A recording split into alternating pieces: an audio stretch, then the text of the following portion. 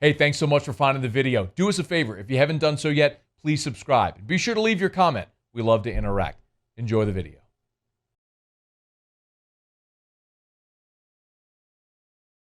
LSU's lost 2 games now in historic fashion to 2 teams they have no business losing to. And I completely understand why you've got LSU fans, but by extension coaches and players, upset as well. I'm not sure that today I can really say anything new that hasn't been said over the last 48 hours, but sometimes hearing it in a different way can cause the message to resonate. So there's 3 things with respect to Saturday that I want to hit on. And I'll do it here, and for the rest of the show when we talk about it, it's going to be more about what LSU looks like this week against Florida and moving forward the rest of this season and even beyond, because there's very legitimate questions now about this defensive staff that have to be asked, and we will ask them. But there's the game, there's obviously the defense, and then there were the good things, because there were good things to come out of Saturday, even though the loss, I often say sometimes winning masks deficiencies because of the elation of a win. You tend to ignore the bad. The flip side can be true. Whenever you lose a game, you can ignore the good things that happen, which we will get to. But the game itself, LSU led this game 5 different times. They led this game at Missouri 5 different times.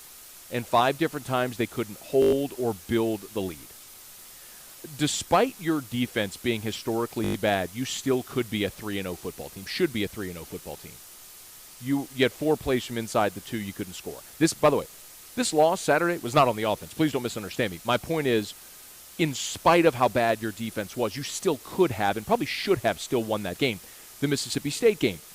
We forget, even though LSU was historically bad, allowed 623 pass yards, the most in the history of the SEC in one game, you're in a tie ball game at 34 in the fourth quarter with the ball and a chance to go take the lead and win the game. And you went 3 and out, gave State the ball, they scored 1. Even though you've been super bad, you could and probably should be 3-0 right now. But instead, you're 1-2.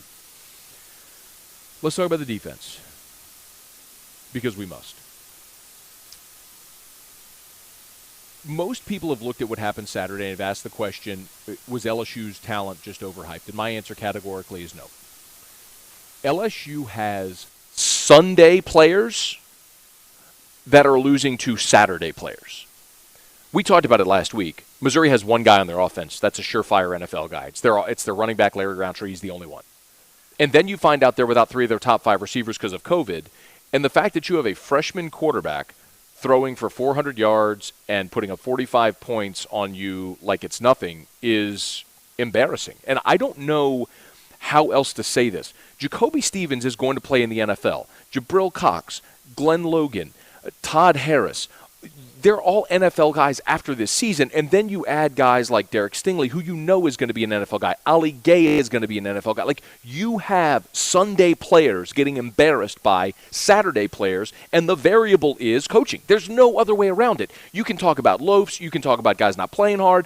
I'm not an X and O guy. I'm not going to sit here and talk about, well, you had a corner blitz and a cover 2, and this guy should have released. That's not what I do. We got tons of super talented football minds on our station and all over that answer those questions. What I know is LSU's players are better than Missouri's, and they lost. That means your coaching wasn't good. That's what it means. And people are asking right now, is Bo Pelini's job in jeopardy? And that is a very valid question. I would expect you to ask that question. The answer right now is no, for the same reason why after in 2017 you got blown out by Mississippi State and you lost to Troy, people said, hey, let's fire Ed. Remember that? You were probably in that crowd because most of you are the same people right now wanting to fire Bo Pelini. I'm not defending Bo Pelini, but my point is you hired him, you're paying him $2.3 million. He deserves the chance to see if he can fix it and get it right. We've seen gut check moments before in this program with this head coach. We referenced 2017. You remember what happened after LSU lost to State and lost to Troy, and then they had to go to Florida, and people are going, they may not win again. You know what happened? They only lost 1 more time the rest of the year. They won at Florida the next week. They had a great comeback to beat Auburn. They beat everybody else on their schedule except Alabama. They finished 9-3. They got it right.